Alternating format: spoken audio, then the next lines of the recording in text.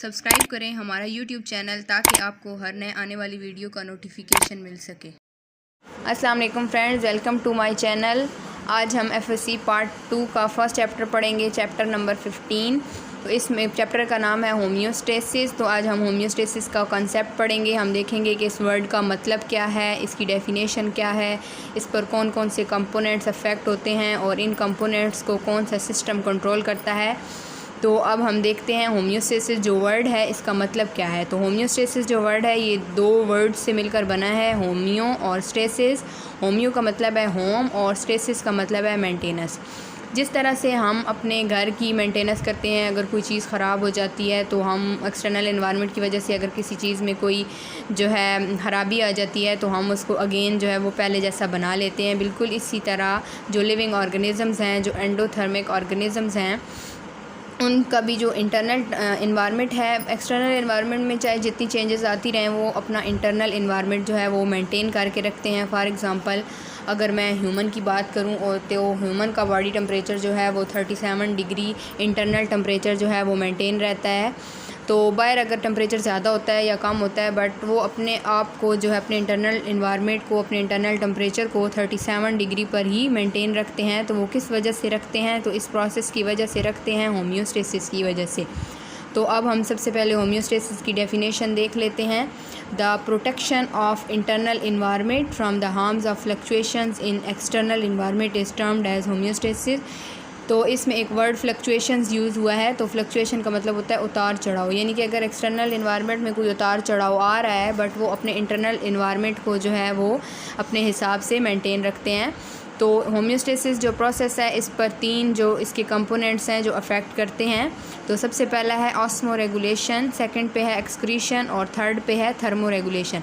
जो osmo regulation है इसमें वर्ड है ऑस्मो। ऑस्मो का मतलब होता है सोल्यूट या वाटर। तो हमारी बॉडी के अंदर वाटर या जो सोल्यूट है यानी कि साल्ट्स हैं तो वो भी एक नैरो रेंज के अंदर मेंटेन रहते हैं। फॉर एग्ज़ाम्पल अगर हमारी बॉडी में वाटर ज़्यादा है तो क्या होता है, डाइल्यूट यूरिन बनती है और जो एक्स्ट्रा वाटर है वो हमारी बॉडी से रिमूव हो जाता है।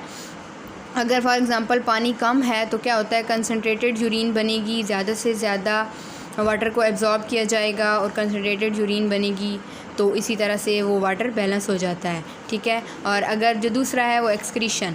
एक्सक्रीशन का मतलब होता है अनडाइजेस्टेड जो वेस्ट होता है हमारा, उसको नाइट्रोजिनस वेस्ट की फॉर्म में बॉडी से बाहर निकाला जाता है। जिस तरह से हम कुछ फूड लेते हैं तो उसका कुछ हिस्सा डाइजेस्ट होकर हमारी बॉडी में यूज़ हो जाता है और जो अनडाइजेस्टेड फूड होती है वो हमारी बॉडी के अंदर नाइट्रोजिनस वेस्ट की फॉर्म में स्टोर होती है और फिर दैन उसको बॉडी से रिमूव कर दिया जाता है। इसी तरह थर्मो रेगुलेशन है, ठीक है। थर्मो का मतलब होता है टेम्परेचर। तो इस कंपोनेंट ने जो थर्मो होम्योस्टेसिस का ये जो कंपोनेंट है थर्मो रेगुलेशन, तो इसके ज़रिए हमारी बॉडी का जो टेम्परेचर है वो मेंटेन रहता है।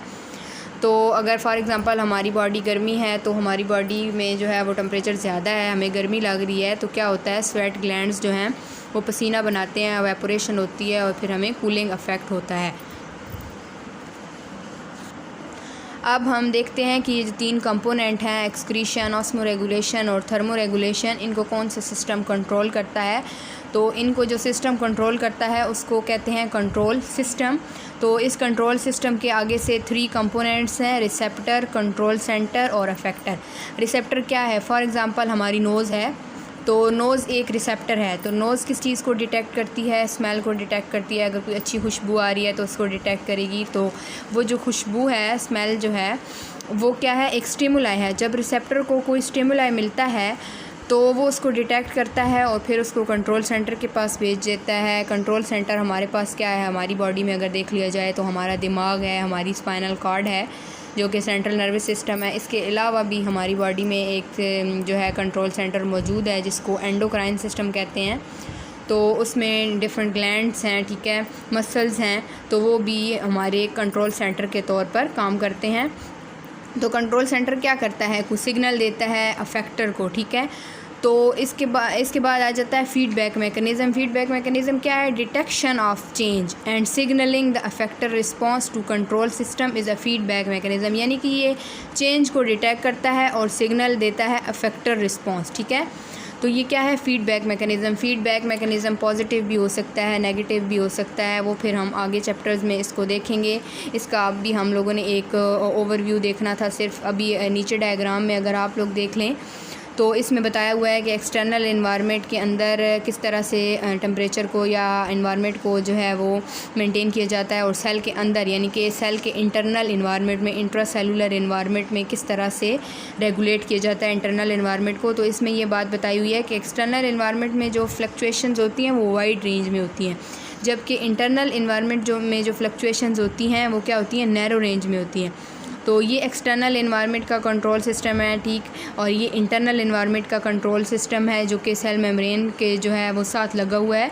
तो इसमें ये एक मेन बात बताई हुई है कि एक्सटर्नल एनवायरनमेंट में जो फ्लक्चुएशंस हैं वो वाइड रेंज में होती हैं, जबकि इंटरनल में जो है वो नैरो रेंज में होती हैं।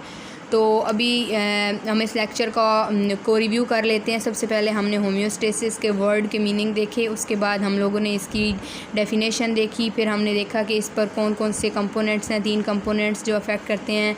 थर्मो रेगुलेशन है इसमें, ऑस्मो रेगुलेशन है, एक्सक्रीशन है, और फिर हमने इसका वो सिस्टम देखा, कंट्रोल सिस्टम, जो कि इन 3 कंपोनेंट्स को और होल प्रोसेस को कंट्रोल करता है। 3 कंपोनेंट्स उसके हैं, रिसेप्टर, कंट्रोल सेंटर और इफेक्टर, और फिर हमने उसका फीडबैक मैकेनिज़्म देखा। तो इंशाल्लाह हम अपने नेक्स्ट लेक्चर में नेक्स्ट टॉपिक पढ़ेंगे। तो तब तक के लिए अल्लाह हाफ़िज़।